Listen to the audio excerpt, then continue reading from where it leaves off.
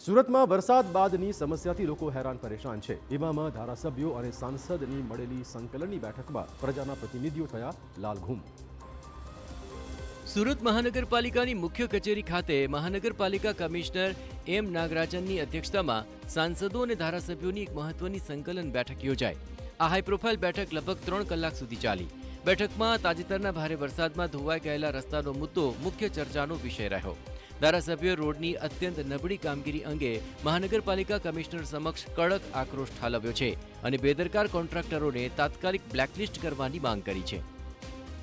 અને જે કંઈ પ્રશ્નો હોય એને ઉદ્ભવેલા પ્રશ્નને નિરાકરણ કેવી ત્વરિત રીતે લાવવું, તાત્કાલિક લાવવું, એના માટેનું ચર્ચાનું કેન્દ્ર બની ગયું છે। આ બેઠકમાં વરાછાના ધારાસભ્ય અધિકારીઓ પર લાલઘૂમ થયા। તેમણે આક્ષેપ કર્યો કે અધિકારીઓની ઘોર બેદરકારીને કારણે જ સામાન્ય જનતા મુશ્કેલીઓનો સામનો કરી રહી છે।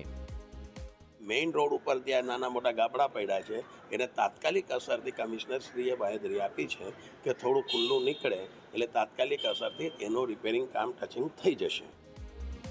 છેવટે કમિશનરે વરસાદ બાદ ઊભી થયેલી સમસ્યાઓનું ઝડપી નિરાકરણ લાવવા અને નાગરિકોને ગુણવત્તાયુક્ત રસ્તા આપવા અસરકારક કાર્યવાહીની ખાતરી આપી છે।